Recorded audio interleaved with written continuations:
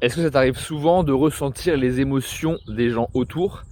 Tu rentres quelque part et d'un coup tu sens que ça te prend au niveau du cœur, ça te prend aux tripes, tu sens que l'ambiance est tendue et en fait toutes ces énergies, tu les prends sur toi et après tu es fatigué, ça te fait même peut-être des burn-out, des dépressions et c'est parce que en fait ce qui se passe c'est que tu prends sur toi toutes les énergies des gens autour. Parce qu'en fait tu as appris quand tu es petite à en gros, te sacrifier pour les autres. Ce qu'on appelle le syndrome du sauveur. Et souvent, ça vient quand, on va dire, dans ta famille, c'était pas vraiment stable émotionnellement.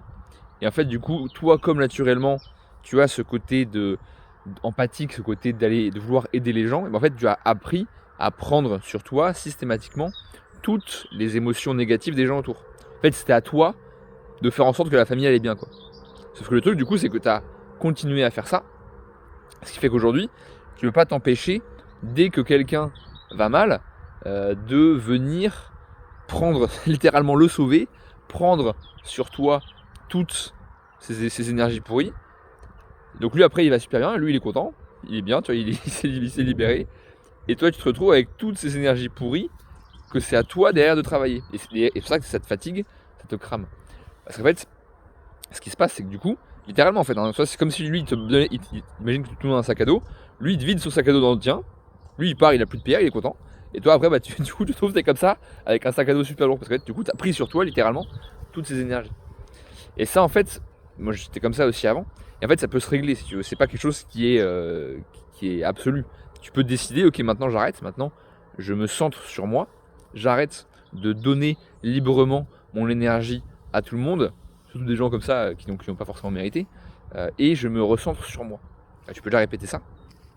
Et ça va te permettre le fait du coup d'arrêter de tout le temps te faire défoncer énergétiquement par les autres.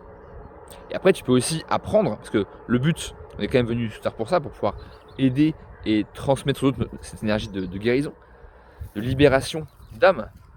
Et bah, tu peux aussi apprendre justement à faire de la libération d'âme, en fait c'est ce que je fais moi. Et c'est pour aider en fait les gens à se libérer de toutes ces émotions pourries, mais en le faisant de manière consciente, c'est-à-dire sans te faire toi parasiter, sans en souffrir si tu veux, sans être pénalisé par ça. Et ça en fait ça s'apprend. Moi ça fait 3 ans que je parcours la France et le monde pour aller voir tous les énergéticiens, les chamans, les alchimistes, les sorciers, etc. pour justement apprendre tout ça, pour travailler, pour le maîtriser, parce que c'est vraiment quelque chose qui s'apprend, c'est comme une compétence en fait, c'est vraiment quelque chose qui s'apprend. Donc si ça t'intéresse, tu m'envoies guérison par message, je vais pouvoir t'aider sur ce chemin pour toi aller mieux et pouvoir en plus apprendre pour pouvoir le faire